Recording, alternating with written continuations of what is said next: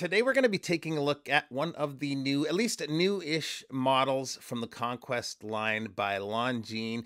Over the last 3 or 4 years, to me, they are tops when it comes to what they're coming out with, at least in their price range. And this green version of the Conquest is a very nice release.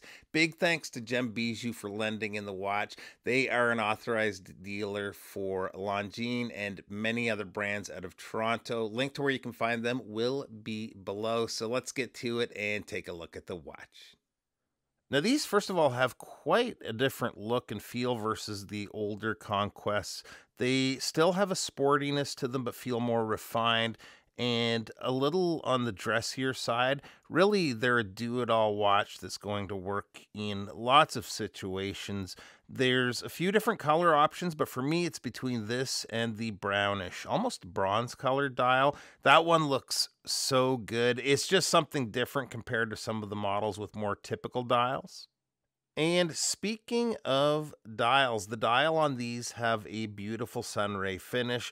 The ring just on the inside of the minute track adds to the light play of that sunray finish and goes from a light green to almost black depending on how the light hits it. Up at the top of the dial is the applied winged hourglass logo, which is the oldest unchanged active trademark. And then down above the 6 o'clock date is printed Conquest and automatic. The handset is clean and simple, looks good, and on the minute and the hour hand, there's that little strip of loom down the center. The loom is pretty good on the hands and the markers at the 3, 6, 9, and 12. There's a very small loomed area on the other markers that's not as bright, but with the brighter, larger markers, you're still able to get the time fairly easily in low light. The case is finished with very fine brushwork on the top of the lugs. We have a polished bezel, which could be a bit of a scratch magnet. The sides of the case are also polished. The crown, which is a signed screw-down crown, is protected by crown guards. And one thing with this versus some of the older Conquests is the crown guards are shaped better. The older ones had a sharp edge you could sometimes catch your finger on, so the crown is a lot nicer to use on these. The winding action of the caliber L3.880 is very smooth. Crown screws back in smoothly as well. The movement is a 21 joule movement beating at 25,200 vibrations per hour with approximately a 3-day power reserve.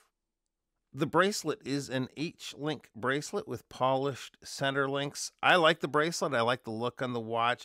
It has good flow to it with those narrow links, and it tapers down to 16 millimeters at the clasp.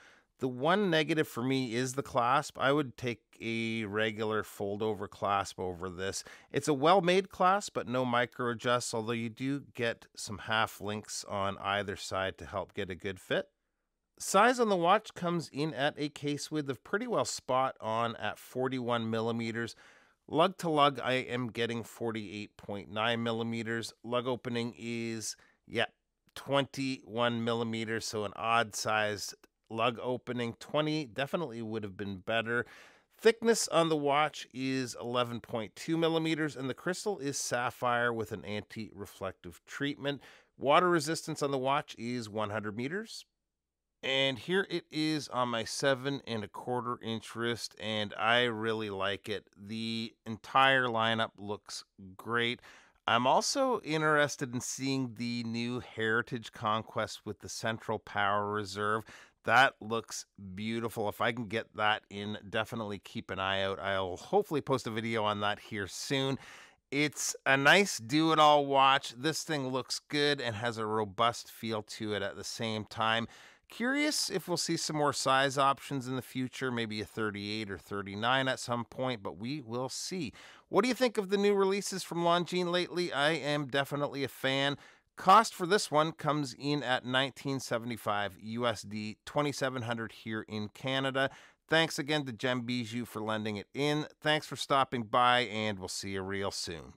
Bye-bye.